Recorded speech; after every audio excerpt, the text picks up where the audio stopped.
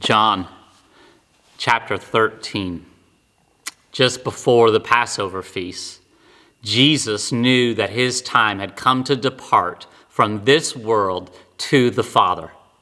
Having loved his own who were in the world, he now loved them to the very end. The evening meal was in progress, and the devil had already put into the heart of Judas Iscariot, Simon's son, that he should betray Jesus, because Jesus knew that the Father had handed all things over to him, and that he had come from God and was going back to God. He got up from the meal, removed his outer clothes, took a towel and tied it around himself. He poured water into the washbasin and began to wash the disciples' feet and to dry them with the towel that he had wrapped around himself.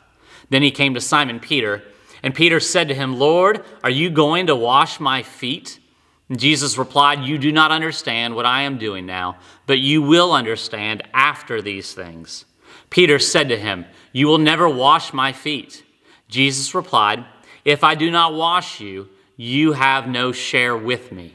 Simon Peter said to him, "Lord, wash not only my feet, but also my hands and my head." Jesus replied, "The one who is bathed needs only to wash his feet, but is completely clean. And you disciples are clean, but not every one of you." For Jesus knew the one who was going to betray him. For this reason he said, "Not every one of you is clean." So when Jesus had washed their feet and put his outer clothing back on, he took his place at the table again and said to them, "Do you understand what I have done for you? You call me teacher and Lord, and do so correctly, for that is what I am. If I then, your Lord and teacher, have washed your feet, you too ought to wash one another's feet. For I have given you an example. You should do just as I have done for you. I tell you the solemn truth. The slave is not greater than his master, nor is the one who is sent as a messenger greater than the one who sent him.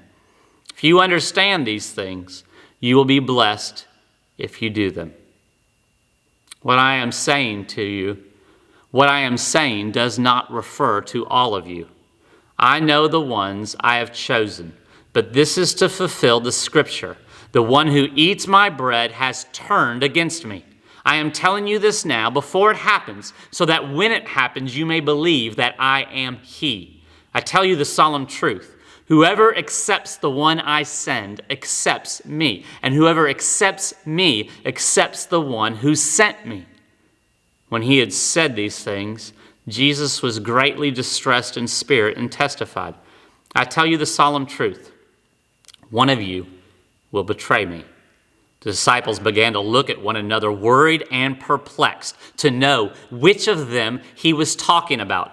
One of his disciples, the one Jesus loved, was at the table to the right of Jesus in a place of honor. So Simon Peter gestured to this disciple to ask Jesus who it was he was referring to. And then the disciple whom Jesus loved leaned back against Jesus' chest and asked him, "Lord, who is it?"